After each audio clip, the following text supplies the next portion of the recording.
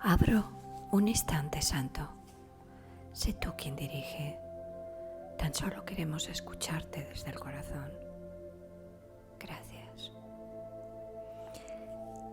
Sección 5 del Manual para el Maestro. ¿Cómo se logra la curación? Para que la curación pueda tener lugar, es necesario que se entienda el propósito de la ilusión de la enfermedad. Sin este entendimiento, la curación es imposible. Sección 1. El propósito de la enfermedad. La curación se logra en el instante en que el enfermo deja de atribuirle valor al dolor. ¿Quién elegiría sufrir a menos que pensase que con ello podría ganar algo, y algo que tiene valor para él? Indudablemente cree que está pagando un precio módico por algo de mayor valor, pues la enfermedad es una elección, una decisión. Es la elección de la debilidad, procedente de la equivocada convicción de que es fuerza. Cuando esto ocurre, se ve a la verdadera fuerza como una amenaza y a la salud como algo peligroso. La enfermedad es un método concebido en la locura para sentar al Hijo de Dios en el trono de su Padre.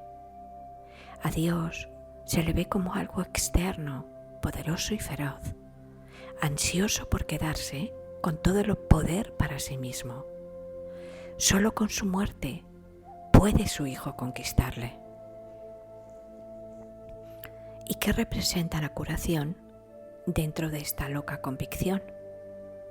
Simboliza la derrota del Hijo de Dios y el triunfo de su Padre sobre él.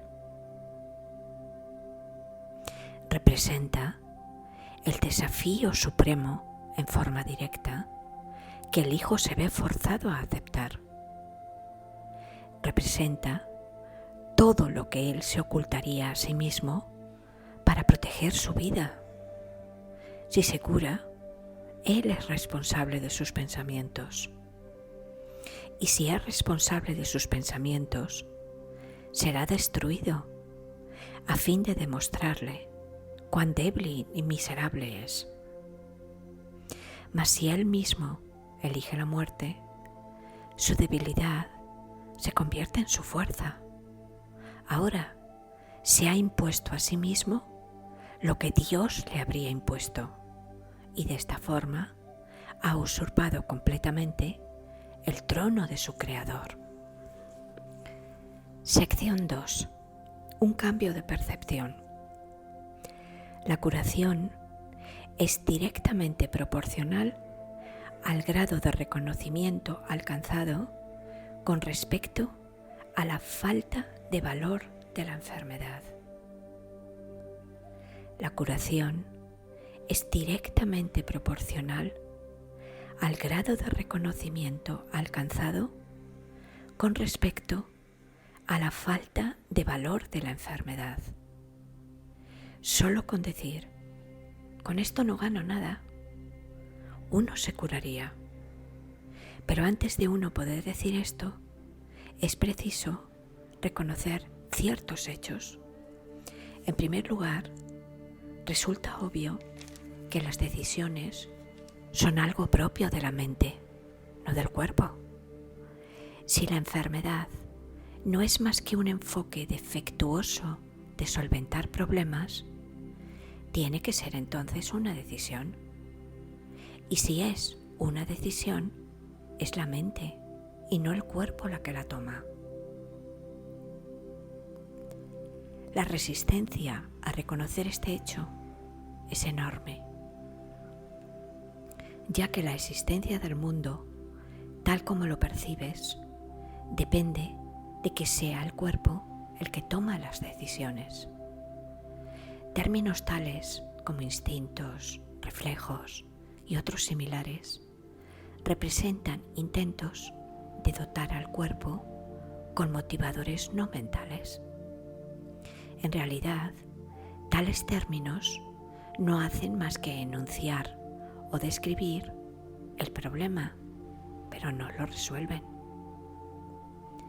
La base fundamental de la curación es la aceptación del hecho de que la enfermedad es una decisión que la mente ha tomado a fin de lograr un propósito para el cual se vale del cuerpo.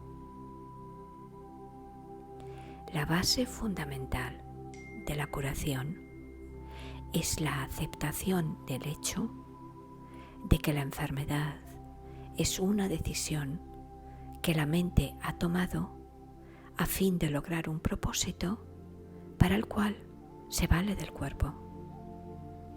Y esto es cierto con respecto a cualquier clase de curación. El paciente que acepta esto se recupera.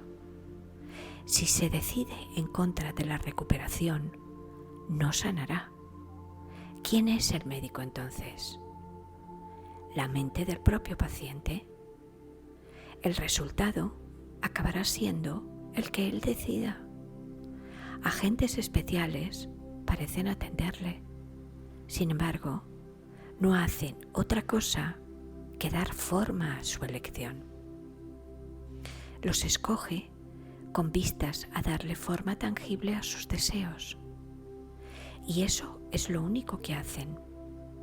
En realidad, no son necesarios en absoluto. El paciente podría sencillamente levantarse sin su ayuda y decir: no tengo ninguna necesidad de esto. No hay ninguna forma de enfermedad que no se curase de inmediato. ¿Qué es lo único que se necesita para que este cambio de percepción tenga lugar?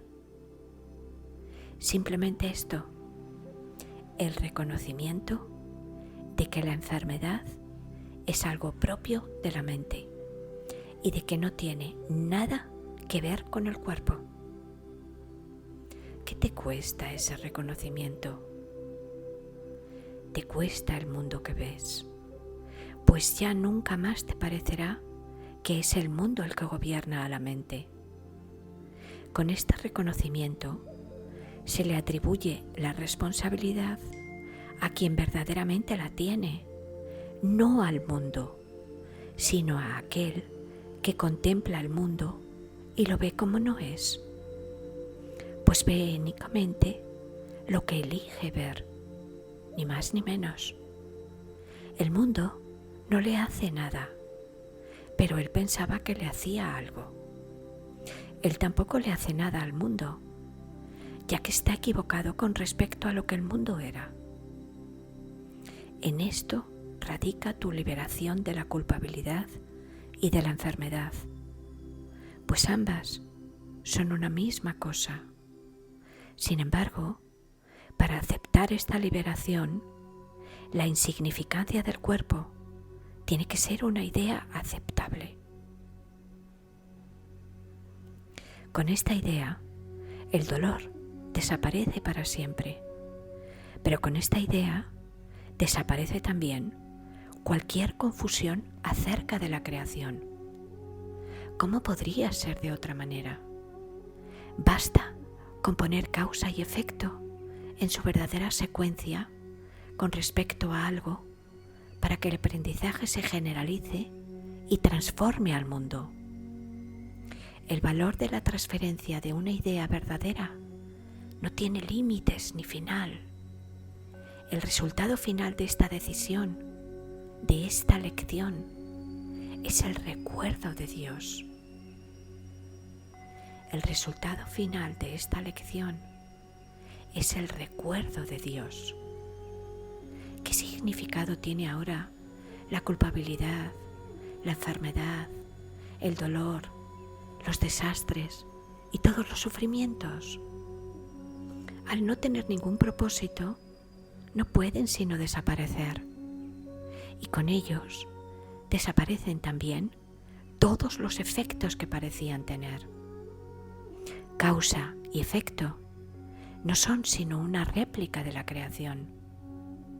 vistos en su verdadera perspectiva, sin distorsiones y sin miedo, restablecen el cielo. Sección 3. La función del Maestro de Dios.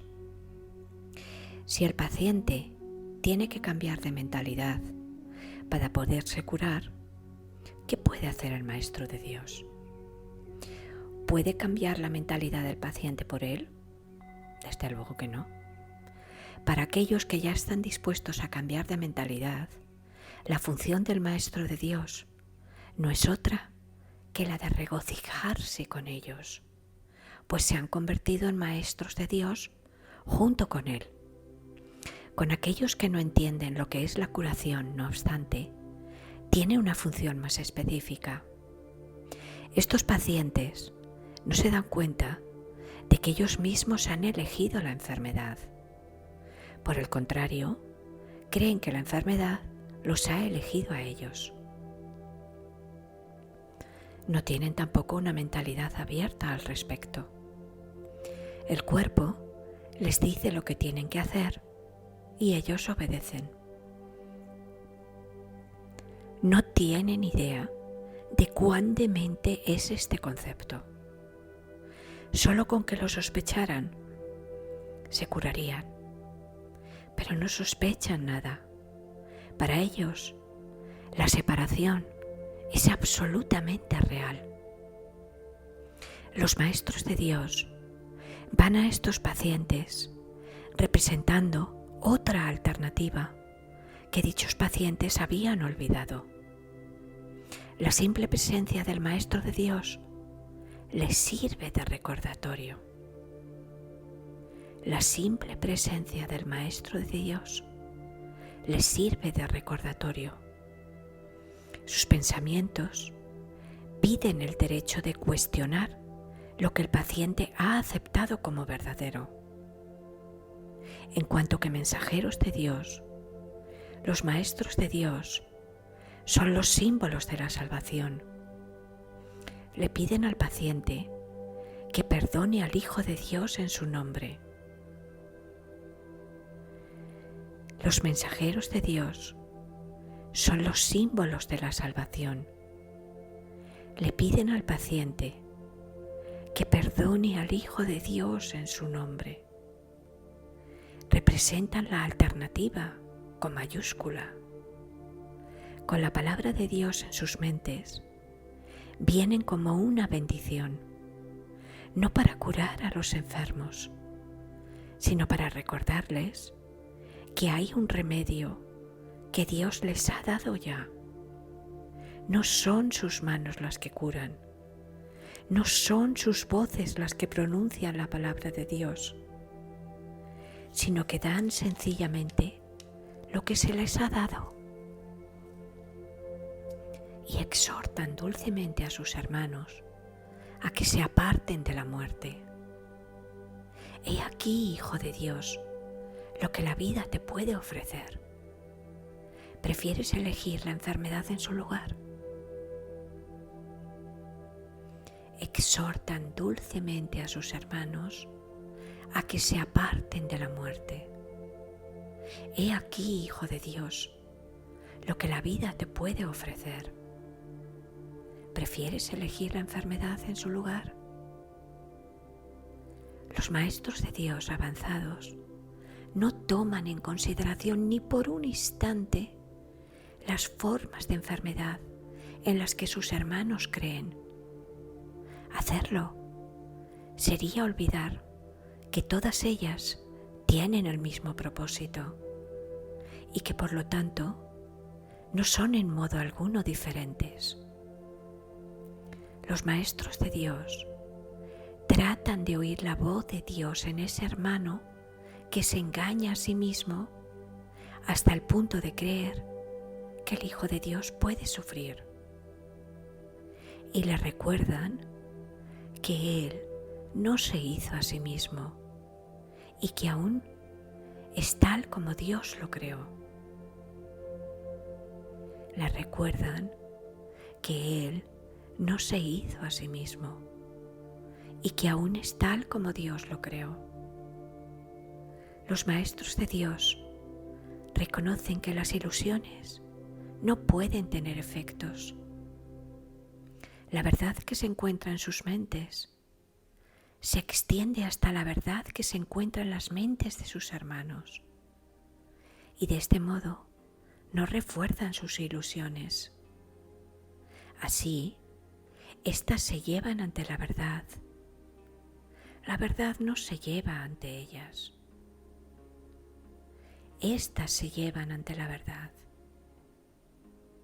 Y de esta manera se disipan, no por medio de la voluntad de otro, sino por medio de la única voluntad que existe en unión consigo misma.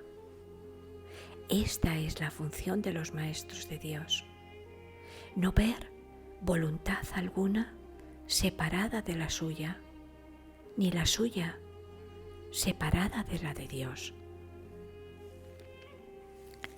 Sección 6. ¿Tiene siempre lugar la curación? Sí, la curación siempre tiene lugar. Es imposible dejar que las ilusiones se lleven ante la verdad y al mismo tiempo conservarlas. La verdad demuestra que las ilusiones no tienen ningún valor. El Maestro de Dios ha visto la corrección de sus propios errores en la mente del paciente al reconocerla como lo que es. Al haber aceptado la expiación para sí mismo, también la ha aceptado para el paciente. Al haber aceptado la expiación para sí mismo, también la ha aceptado para el paciente. ¿Qué ocurre, sin embargo, cuando el paciente usa la enfermedad como una forma de vida, creyendo que la curación es el camino a la muerte? Cuando esto ocurre, una curación repentina podría ocasionar una aguda depresión y una sensación de pérdida tan profunda que el paciente podría incluso tratar de destruirse a sí mismo. No teniendo nada por lo que vivir, podría incluso pedir la muerte. Por su propio bien, pues, la curación tiene que esperar. La curación se hará a un lado siempre que pueda percibirse como una amenaza. En el instante en que se le da la bienvenida, ahí está. Donde quiera que se haya ofrecido una curación, ésta se recibirá. ¿Y qué es el tiempo ante los regalos de Dios? Nos hemos referido en muchas ocasiones en el texto a los tesoros que se ofrecen equitativamente, tanto para el que da regalos de Dios como para el que los recibe. Ni uno solo se pierde, pues solo pueden multiplicarse. Ningún maestro de Dios debe sentirse decepcionado si, habiendo ofrecido una curación, parece como si ésta no se hubiese recibido. No es su función juzgar cómo debe aceptarse su regalo. Que tenga por seguro que ha sido recibido y que no ponga en duda que será aceptado cuando se reconozca que es una bendición y no una maldición. La función de los maestros de Dios no es evaluar el resultado de sus regalos. Su función es simplemente darlos. Una vez que los han dado también el resultado, puesto que ello es parte del regalo. Nadie puede dar si está preocupado por los resultados de lo que da. Nadie puede dar si está preocupado por los resultados de lo que da. Eso sería limitar lo que da, y en ese caso, ni el que da ni el que recibe dispondrían del regalo. La confianza es parte esencial del acto de dar. De hecho, es la parte que hace posible el compartir. La parte que garantiza que el dador no ha de perder, sino que únicamente ganará. ¿Qué sentido tiene que alguien dé un regalo si luego se queda con él para asegurarse de que sea usado como mejor le parezca a él? Eso no es dar, sino subyugar. Haber abandonado toda preocupación por el regalo es lo que hace que sea verdaderamente dado. Y lo que hace posible dar de verdad es la confianza. La curación es el cambio de mentalidad que el Espíritu Santo procura que tenga lugar en la mente del paciente. Y es el Espíritu Santo en la mente del donante quien le da el regalo a él. ¿Cómo podría perderse? ¿Cómo podría ser ineficaz? ¿Cómo podría haber sido en vano? Las arcas de Dios jamás están vacías. Las arcas de Dios jamás están vacías. Y si les faltase un solo regalo, no estarían llenas. Dios garantiza, sin embargo, que las arcas estén siempre rebosantes. ¿Por qué habría de preocuparse entonces un maestro de Dios por lo que sucede con sus regalos? Al ser Dios quien se los da a sí mismo, ¿quién iba a dejar de recibir todo en este intercambio santo? Sección 7. ¿Debe repetirse la curación? En realidad, esta pregunta se contesta a sí misma. La curación no puede repetirse. Si el paciente se ha curado, ¿qué queda por curar? Y si la curación siempre tiene lugar, como ya hemos dicho, ¿qué es lo que hay que repetir? Si un maestro de Dios se sigue preocupando por el resultado de una curación, no hace sino limitarla. Ahora es la mente del mismo maestro de Dios la que necesita ser curada, y esto es lo que él debe facilitar. Ahora el paciente es él, y así es como debe considerarse a sí mismo. Ha cometido un error y tiene que estar dispuesto a cambiar de mentalidad al respecto. Le faltó la confianza que había hecho posible dar verdaderamente y por lo tanto no recibió el beneficio de su regalo. Le faltó la confianza que habría hecho posible dar verdaderamente y por lo tanto no recibió el beneficio de su regalo. Cada vez que un maestro de Dios trató de ser un canal de curación, tuvo éxito. De sentirse tentado de dudar de ello, no debería repetir su esfuerzo previo. Este ya fue máximo, pues el Espíritu Santo así lo aceptó y así lo utilizó. El Maestro de Dios tiene ahora ante sí un camino a seguir. Tiene que hacer uso de su razón para decirse a sí mismo que le ha entregado el problema a uno que no puede fallar. Tiene que hacer uso de su razón para decirse a sí mismo que le ha entregado el problema a uno con mayúscula que no puede fallar.